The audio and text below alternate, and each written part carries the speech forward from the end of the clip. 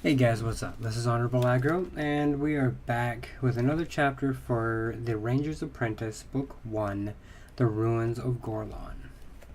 So when we left off in chapter 5, Will had just been caught trying to sneak into the Baron's office to look at the paper that Halt had given him, and Halt had taken him to the Baron to accept his punishment, and the paper, when Will looked at it, just said that Halt wanted to take him as his apprentice.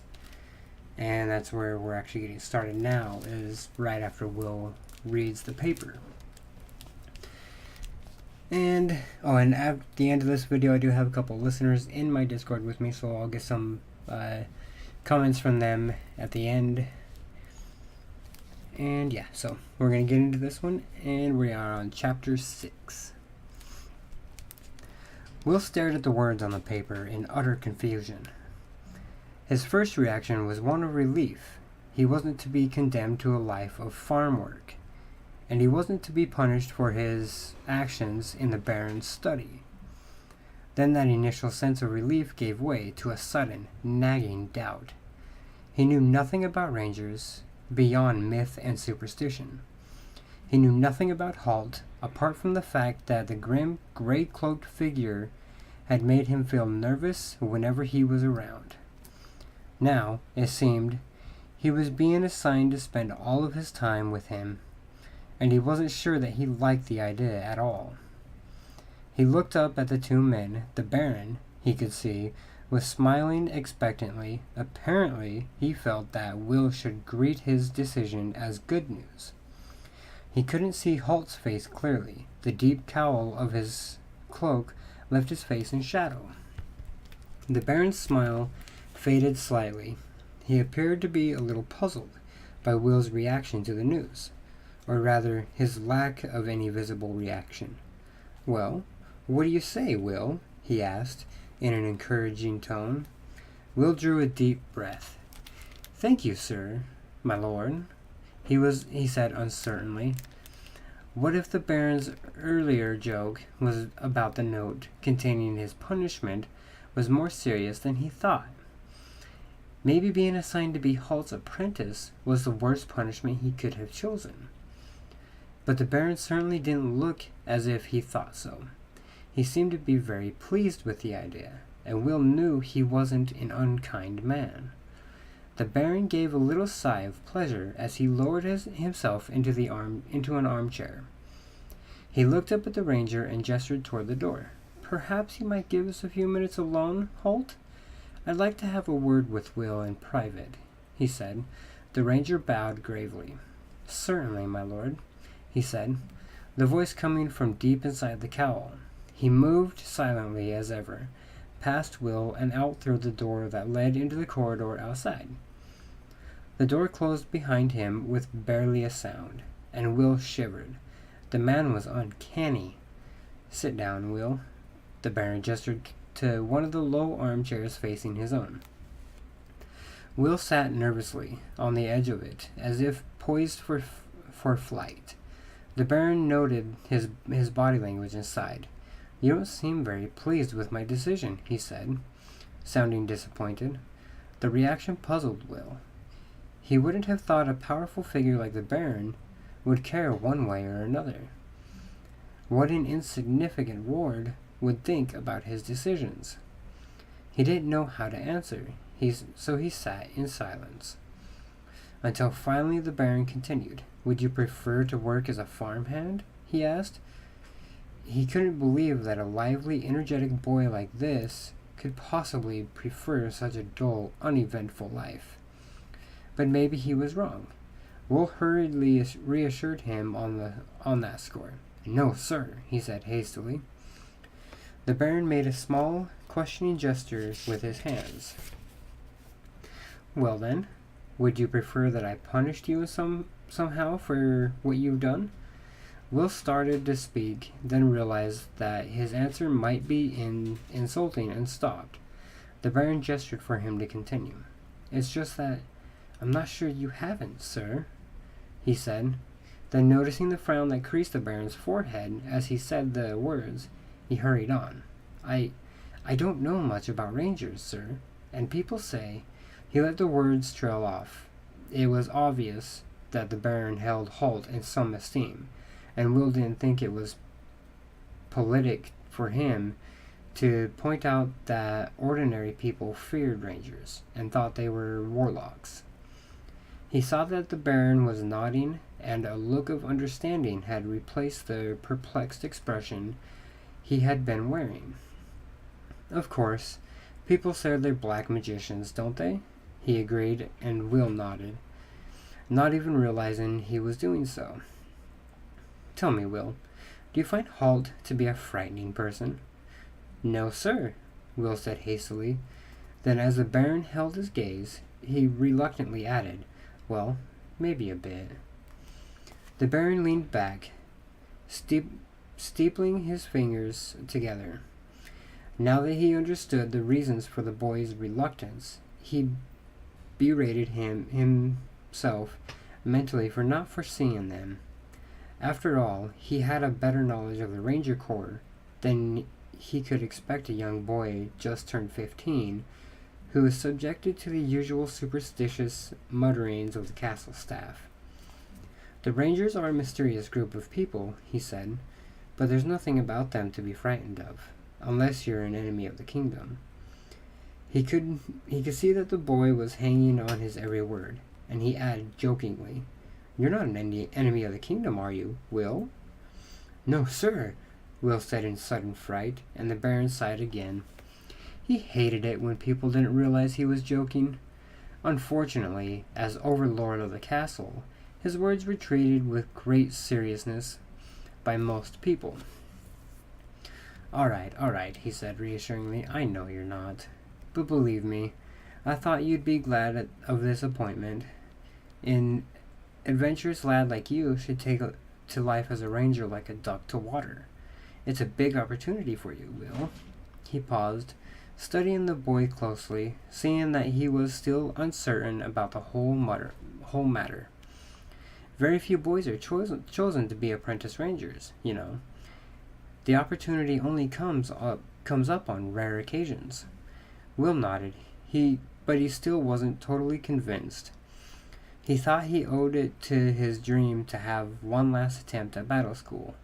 After all, the Baron did seem to be in an uncommonly good mood this evening, in spite of the fact that Will had broken into his office. "I wanted to be a waiter, sir," he said tentatively. But the Baron shook his head immediately. "I'm afraid your talents lie in other directions. Halt knew that when he first saw you. That's why he asked for you." "Oh," Will said. There wasn't much else he could say. He felt he should be reassured by all that the Baron had said, and, to a certain degree, he was. But there was still so much uncertainty to it all, he thought. "It's just that Halt seems to be so grim all the time," he said. "He certainly doesn't have my sparkling sense of humor," the Baron agreed. Then as Will looked blankly at him, he muttered something under his breath. Will wasn't sure what he'd done to upset him, so he thought it best to change the subject. "But what does a ranger actually do, my lord?" he asked. Once again the Baron shook his head. "That's for Halt to tell you himself. They're a quirky group, and they don't like other people talking about them too much. Now perhaps you should go back to your quarters and try to get some sleep. You're to report to Halt's cottage at 6 o'clock in the morning." "Yes, my lord," Will said, rising from his uncomfortable perch on the edge of the chair. He wasn't sure if he was going to enjoy life as a ranger apprentice, but it appeared he had no choice in the matter. He bowed to the Baron, who nodded briefly in return. Then he turned away for the door. The Baron's voice stopped him. "Will, this time use the stairs." "Yes, my lord," he replied seriously, and was a little puzzled by the way the Baron rolled his eyes to the sky and muttered to himself again. This time he could make out a few words. It was something about jokes, he thought. He let himself out the door. The sentries were still on duty on the landing by the stairs, but Halt was gone, or at least he appeared to be. With the ranger, you could never be quite certain. Alright, that chapter was a little short, so we're going to go into chapter 7 as well.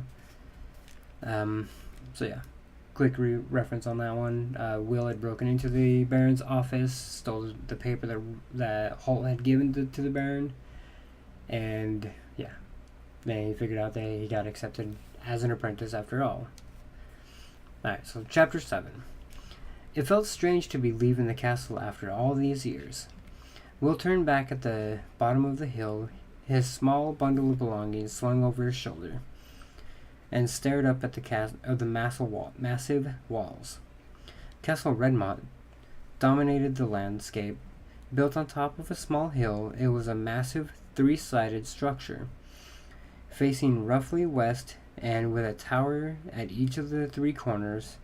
In the center, protected by the three curtain walls, were the castle yard and the keep, a fourth tower that soared above the others and housed the Baron's official quarters and his private living apartments, along with those of his senior officers. The castle was built in ironstone, a rock that was almost indestructible, and in the low sun of early morning or late afternoon, seemed to glow with an inner red light. It was this characteristic that gave the castle its name, Redmont, or Red Mountain. At the foot of the hill, and on the other side of the Tarbus River, lay Wensley Village, a cheerfully haphazard cluster of houses, with an inn and those craft shops necessary to meet the demands of day-to-day country life. A cooper, a wheelwright, smithy, and harness maker. The land around had been cleared for some distance, both to provide farmlands for the villagers to tend and to prevent enemies from being able to approach unseen. In times of danger, the villagers would drive their flocks across the wooden bridge that spanned the Tarbus, removing the center span behind them, and seek shelter behind the massive ironstone walls of the castle. Protected by the Baron's soldiers and the knights trained in Redmont's battle school, Halt's cottage lay some distance away from both castle and village, nestling under the shelter of the trees at the edge of the forest. The sun was just rising over the trees as Will made his way to the log cabin. A thin spiral of smoke was rising from the chimney, so Will reasoned that Halt was already up and about. He stepped up onto the veranda that ran the length of one side of the house, hesitated for a moment, then, taking a deep breath, he knocked firmly on the door. "Come in," said a voice from inside. Will opened the door and went into the cottage. It was small, but surprisingly neat and comfortable looking. Inside, he found himself in the main room, a combined living and dining area, with a small kitchen at one end, separated from the main area by a pine bench. There were comfortable chairs ranged around the fire, a well-scrubbed wooden table, and pots and pans that gleamed from much polishing. There was even a vase of brightly colored wildflowers on the mantel shelf, and the early morning sun streamed cheerfully through a large window. Two other rooms led off the main room. Halt sat in one of the chairs, his booted feet resting on the table. "At least you're on time," he said gruffly. "Have you had your breakfast yet?" "Yes, sir," said Will, staring in fascination at the ranger. This was the first time he had ever seen Halt without his gray-green cloak and hood. The ranger was wearing simple brown and gray woolen clothes and soft-looking leather boots. He was older than Will had realized. His hair and beard were short and dark, but peppered with steel gray flecks. They were both roughly trimmed, and Will thought they looked as if Halt had cut them himself with his hunting knife. The ranger stood up. He was surprisingly small in build. That was something else that Will had never realized. The gray cloak had concealed a lot about Halt. He was slim and not at all tall. In fact, he was considerably shorter than average height. But there was a sense of power and whipcord strength about him, so that his lack of height and bulk didn't make him any less daunting a figure. "Finished staring?" asked the ranger suddenly. Will jumped nervously. "Yes, sir. Sorry, sir," he said. Halt grunted. He pointed to one of the small rooms Will had noticed as he entered. "That'll be your room. You can put your things in there." He moved away to the wood stove in the kitchen area, and Will hesitantly entered the room he had indicated. It was small, but like the rest of the cottage, it was also clean and comfortable looking. A small bed lay alongside one wall. There was a wardrobe for clothes and a rough table with a washing basin and jug on it. There was also, Will noticed, another vase of freshly picked wildflowers, adding a bright spot of color to the room. He put his small bundle of clothes on the belongings on the bed and went back into the main room. Halt was still busy by the stove, his back to Will. Will coughed apologetically to attract his attention. Halt continued to stir coffee into a pot on the stove. Will coughed again. "Got a cold, boy?" asked the ranger without turning around. "No, sir." "Then why are you coughing?" asked Halt, turning around to face him. Will hesitated. "Well, sir," he began uncertainly, "I just wanted to ask you, what does a ranger actually do?" He doesn't ask pointless questions, boy," said Halt. "He keeps his eyes and ears open, and he looks and listens, and eventually, if he hasn't got too much cotton wool between his ears, he learns." "Oh," said Will, "I see." He didn't, and even though he realized that this was probably no time to ask more questions, he couldn't help himself repeating, a little rebelliously, "I just wondered what rangers do, is all." Hall caught the tone in his voice and turned to him, a strange gleam in his eye. "Well then, I suppose I'd better tell you," he said. "What rangers do, or more correctly, what rangers' apprentices do, is the housework." Will had a sinking feeling as the suspicion struck him that he'd made a tactical error. "The housework," he repeated. Halt nodded, looking distinctly pleased with himself. "That's right.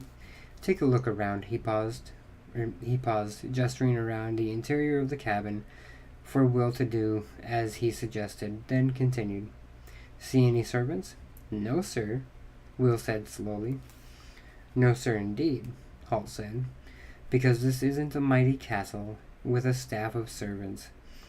This is a lowly cabin, and it has water to be fetched, and firewood to be chopped, and floors to be swept, and rugs to be beaten. And who do you suppose might do all these things, boy?" Will tried to think of some answer other than the one which now seemed inevitable. Nothing came to mind, so he finally said in a defeated tone, "Would that be me, sir?" "I believe it would be," the ranger told him, then rattled off a list of instructions crisply. Bucket there, barrel outside the door, water in the river, axe in the lean-to, firewood behind the cabin, broom by the door, and I believe you can probably see where the floor might be." "Yes, sir," said Will, beginning to roll up his sleeves. He noticed the water barrel as he approached, obviously holding the day's water supply for the cabin. He estimated that it would hold 20 or 30 buckets full. With a sigh, he realized he was going to have a busy morning. As he walked outside, the empty bucket in one hand, he heard the ranger say condently, as he poured himself a mug of coffee and sat down again, "I'd forgotten how much fun having an apprentice can be." Will couldn't believe that such a small and seemingly neat cottage could generate so much cleaning and general maintenance. After he had filled the water barrel with fresh river water, 31 buckets full, he chopped wood from a stack of logs behind the cabin, piling the split firewood into a neat stack. He swept out the cabin. Then, after Halt decided that the rug on the living room floor needed beating, he rolled it up, carried it outside, and draped it over a rope slung between two trees. Beating it savagely so that clouds of dust flew from it, From time to time, Halt leaned out the window to give him encouragement, which usually consisted of curt comments such as, "You've missed a bit on the left side," or "Put some energy into it, boy." When the rug had been replaced on the floor, Halt decided that several of his cooking pots didn't gleam with sufficient intensity. We'll have to give them a bit of a scouring," he said. More or less to himself, Will knew by now that this translated to "you'll have to give them a bit of a scouring." So without a word, he took the pots to the river's edge and half filled them with water and fine sand, scoring and polishing the metal until it gleamed. Halt, meanwhile, had moved to a canvas chair on the veranda, where he sat reading through a pile of what looked to be official communications. Passing by once or twice, Will noticed that several of the papers bore crests and coats of arms, while the vast majority were headed with a simple oak leaf design. When Will returned from the riverbank, he held the pots up for Halt's inspection. The ranger grimaced at his distorted reflection in the bright copper surface. Not bad. Can see my own face in it," he said, then added, without a hint of a smile, "May not be such a good thing." Will said nothing. With anyone else he might have suspected it was a joke, but with Halt you simply couldn't tell. Halt studied him for a second or two, then his shoulders lifted slightly in a shrug, and he gestured for Will to return the pots to the kitchen. Will was halfway through the door when he heard Halt behind him say, "That's odd." Thinking the ranger might be talking to him, Will paused at the door. "I beg your pardon?" he said suspiciously. Each time Halt had found a new chore for him to attend to, he had seemed to begin the instruction with a statement like, "How unusual. The living room rug is full of dust," or, "I do believe the stove is in dire need of a new supply of firewood." It was in affectation that Will had found more than a little annoying over the day. Although Halt seemed to be quite fond of it this time, however, it seemed that he had begun genuinely musing to himself as he read through a new report. One of the oak leaf crested ones, Will noted. Now the ranger looked up, a little surprised that Will had addressed him. "What's that?" he said. Will shrugged. "Sorry, when you said that's odd, I thought you were talking to me." Halt shook his head several times, still frowning at the report in his hand. No, he said, a trifle distractedly. "I was reading this." His voice trailed away, and he frowned thoughtfully. Will, his curiosity roused, waited expectantly. "What is it?" he finally What is it? He finally ventured to ask. As the ranger turned those dark eyes on him, he instantly wished he hadn't. Halt regarded him for a second or two. "Curious, are you?" he said at length, and when Will nodded uncomfortably, he went on in an expectantly milder tone. "Well, I suppose that's a good trait for a ranger's apprentice. After all, that's why we tested you with that paper in the Baron's office." "You tested me?" Will set the heavy copper kettle down by the door. "You expected me to try to see what it said?" Halt nodded. "Would have been disappointed if you hadn't. Also, I wanted to see how you'd go about it." Then he held up a hand to forestall the torrent of questions that were about to tumble out of Will's mouth. "We'll discuss this later," he said, glancing meaningfully at the kettle and the other pots. Will stooped to retrieve them and turned back to the house once more, but curiosity still burned in him, and he turned to the ranger again. "So what does it say?" he asked, nodding toward the report. Again there was a silence as Halt regarded him, perhaps assessing him. Then he said, "Lord Northolt is dead, apparently killed by a bear last week while out hunting." "Lord Northolt?" Will asked. The name was vaguely familiar to him, but he couldn't place it. Former Supreme Commander of the King's Army, Halt told him.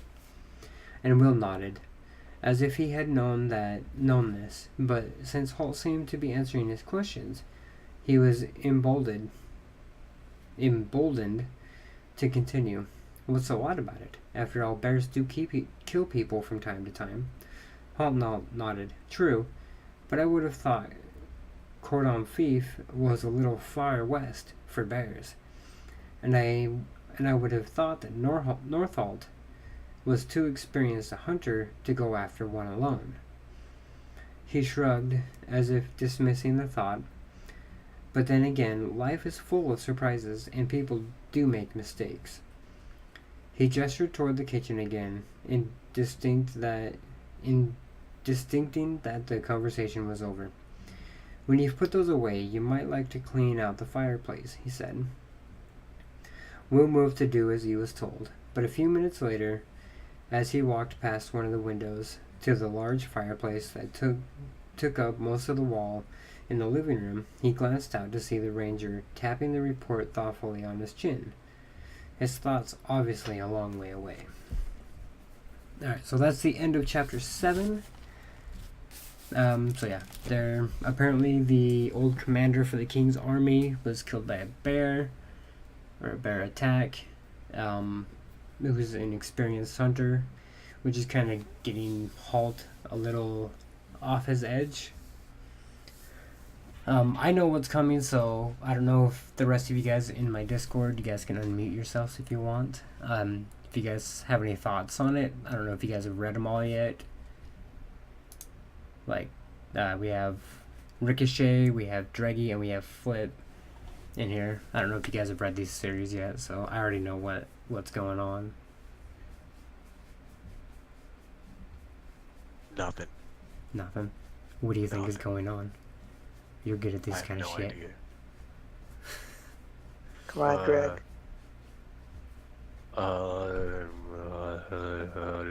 Use your words. Speak. Bork. Pop-Tarts. So Instead of using a bookmarker, use a Pop-Tart. Actually, my bookmarker is a napkin that has the Jaeger logo on it. Drag style. Alright, but you guys have any comments about the 2 chapters we read? Not really. Okay. I was half paying attention. I was half watching anime. You're good. I was paying attention. Cool. At least someone was. What about you, Dreg? Were you paying attention? Oh, yeah. You better have. Just paying something. There's gonna be a test on it tomorrow. No. Okay. Alright, thanks for joining me, guys. Hopefully you guys enjoyed it. If you guys did, hit that like button down below. Again, if you guys would like to come join our little masquerade for my reading room, this is what it's called in my Discord, check out my Patreon. It is for backers and my mods. They all can have access. If you guys just want to join Discord, links down below in the description as well. So yeah, hopefully you guys enjoyed it. I did, and I will see you guys in the next one. You guys want to say bye? Bye. Bye. Bye. Pineapples. Alright, we'll see you guys next time.